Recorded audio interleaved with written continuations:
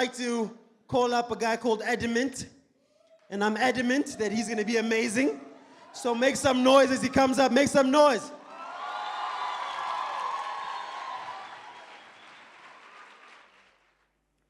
It started with a frequency, built inside words, vibrating along the chords that burn in faith, turning sound solid by plotting out space where clotted flakes bond in forming moons, planets, and asteroid waste. Where dotted lines run between the interface, everything falls into place. But time cannot exist without the earth drifting around the sun at a certain width, where its law limits lifespans with a layout of seconds and minutes. See, time was an experiment, splitting the atom of eternity in the genesis of creation. God played with the cosmos and opened a hole for fluctuations. He knocked his head accidentally, and so was the outflow of intelligence. Coalesced with man, sculpted in a hurricane of 59 elements, ricocheting light in the combustion of life, revolutions glimpsing the silhouette of each seed that would branch from my wife. Semen to sapiens cut from Eden, inerrant genes cursed to inherit demons through his strands, lesioned by delusions. Floodplains connected by blood-stained scavengers thrown in the mirage, wonders weaved through hieroglyphics and rock art. Acidic questions melted minds before pH levels were defined. See, undeciphered mathematics is just nature in transparency, a leap into the abyss of anomalies and singularities. As the sun's cycle becomes dynamic density, see the universe, he's dying with pandemonium across its isobars, where pagans worship its tomb as we call stars. Civilizations stood worlds apart still. Every psyche is locked by the guide at the dops as the two tones become one dialogue. Some have prowled immortality in aligning chakras along the spine where portals hover. Lifestyles surrender to the power of alchemy, ayuska, and agriculture. Others, conscious of the bonds that tie them, chase the god of Zion in asylum, deeming themselves far into the tombs that follow them. Invaders to time and space. New creatures caged in ephemeral flesh, slaves to the shape our mind takes, convincing us that it is perfect. You see, every form of addiction fills the void we try and avoid. Until our will is left destroyed, there's no direction we can take, because every move we try and make is controlled by the desires our minds can't shake. Ears seared to the voice of conscience and spirit, reflecting the image beyond the mirror as your present self wages war against scripture. You see, naked innocence will forever be sacred to tell. Indifference is stronger than hatred in hell, and so true suicide is indifference to self. You see, purpose hides behind catharsis, where it remains to be unharnessed, afraid to lose control on what we might discover, and so we trade one pain for another. Change is low, our minds can't accept, designated outside of memory and intellect. Our rare ancient structures were built for sensory and mind effects. The lost years, by the voyage of pioneers, outlined the horizons of mythology's frontier. Gods with higher power devoured by the same nature as ours. Streams dry and dreams die with open eyes and grayscales as hemorrhoids unfold in the rivers of our palms. Earth and heaven will pass away at the end of the saga. After every soul is touched by karma, you see, Eve and I have felt its ruin. Even I have felt its doing. Through an ethereal lie bubbling out on a hiss of vengeance, condemned to forever be despised by my descendants. See, the egotism of dominant empires exploited Africa and enslaved the native. Instead of performing ceremonial rituals with them, they locked them in cages and had them sleep on the ground. Colonialism, crops, and corpse are doomed to flies, disguise the symbols in the sky, as all creation equates the imitator to the Alpha and the Omega.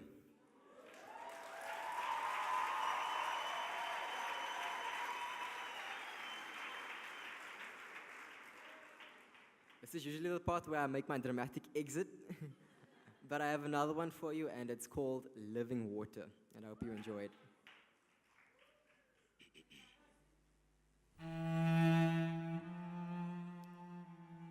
I bleed breaths stained on the curses my tongue conjures. The wounds of its taste buds like paint pellets on pallets numb the discernment of blood in my mouth.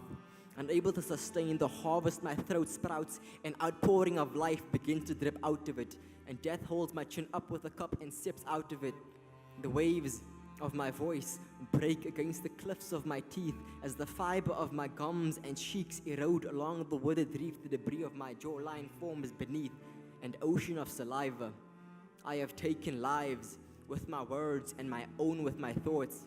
My humanity rebels against its own existence, and self-destruction has become the path of least resistance, welcomed by the dust of my ancestry, absorbed in the earth's crust, for the hour is at hand, for the second coming to reveal the minute into the fabric of time, to reveal the enigma knit into the fabric of time. Time as the source of growth, seasoned by its leaves, decomposed in the stomach below its womb. I am plagued by the orchestra of propaganda that harnesses darkness, tormented by the symbols that crash into the sea of my subconscious, where dreams fall in the clutches of algae and the seashells cast on the shore between reeds mimic the sound of nightmares that lull me to sleep. I see tunnels of visions that end in revelations, light that burns from my eyes and rings of fire that die by the sleep sand that seals them shut, and the angels that encamped around me in the night ascend when I wake as I rub the lamp of my body. Tears send vaults through its copper veins, pilgrims that leave healing behind in search of a burial ground to lay my pain. A mirage that passes through desert skin, cells that escape themselves, impurities set free by the air of a kingdom of salt and light. From the vault of pores, a model for the monarchy brought down to Babylon. God incarnated himself as his son and rose from the dead after dying for humanity. A sign of love in the form of sacrifice. Evolution bears the 6 faces of dice, 3 bodies composed of constellations thrown against the wall of ignorance that increases in increments. The number of dots define reality. 6 leads to tomorrow in heaven. 1 follows death and cremation. Together as 7, men gamble with the idea of creation.